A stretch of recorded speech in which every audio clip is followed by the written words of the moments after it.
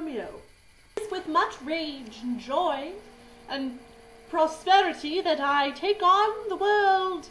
Dearest Macbeth, show me your hands covered with blood, and wave them about in the air. Double, bubble, toil and trouble. Fire burn, cauldron get hot. That was a little quote from one of my Uncle Shakespeare's plays called Twelfth Night. And it's one of my favorites, one of my favorite quotes. I always find it inspirational. So I thought I'd start out with something that we could all relate to, which is that very famous piece of text written by my father, Shakespeare, William Shakespeare. So I thought that I'd give you a little crash course in Masque for you little simpletons, because I know that you can't afford to go to college, and I know that your theatre expertise probably comes from the likes of Sesame Street. So think of my dear Aunt William Shakespeare's favorite sonnet that he penned. Sonnet number 4, which goes a little something like this. Shall I compare thee to a summer's day? Thou art more temperate.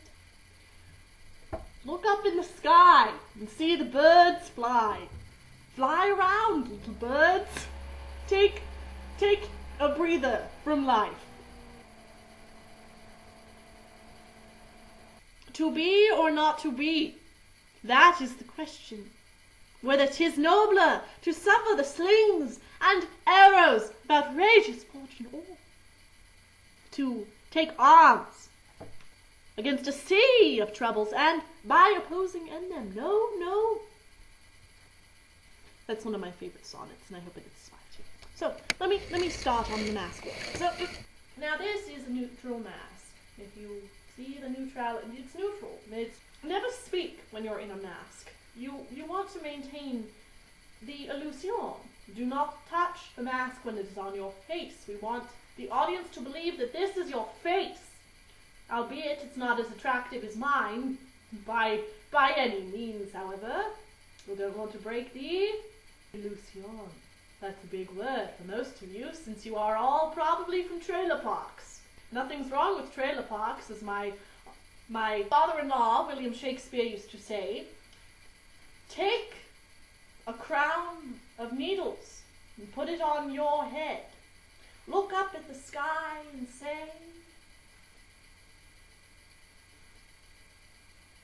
make me a willow cabin at your gate, and call upon my soul within the house. William Shakespeare. That was from As You Like It, penned in 1948. Anywho, let me do a little mask work for you.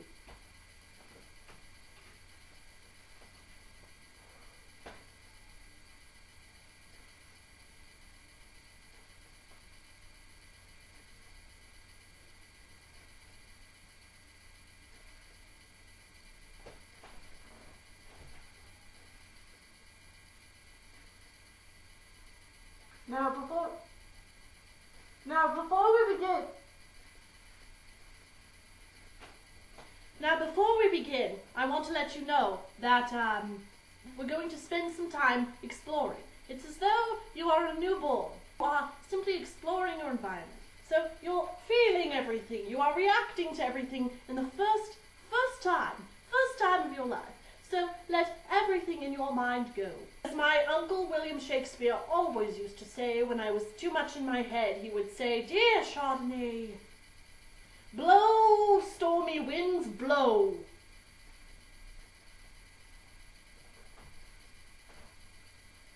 Okay, so I'm going to take this time to be on the ground, and I'm going to explore my surroundings, and I suggest that you do the same.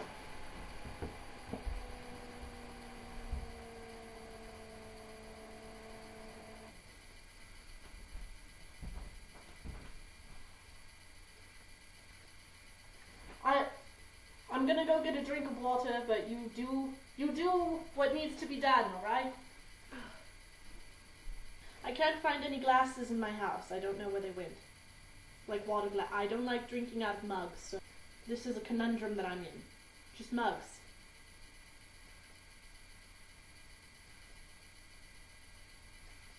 Exploring you are just born. But you can walk, of course. Don't act like a baby. It's not what I want. You know, I don't get why I don't have any glasses in my house. Maybe they're in the dishwasher. I guess I could check that. That would be smarter choice.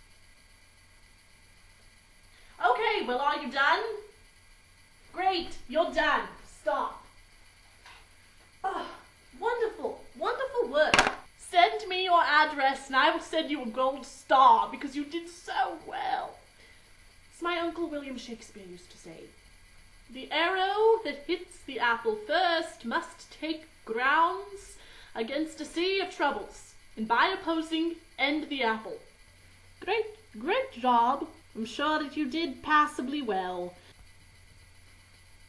Anywho, Godspeed, travel well, and, as my Uncle William Shakespeare always used to say, focus upon the donut, not upon the hole. Goodbye, fare thee well.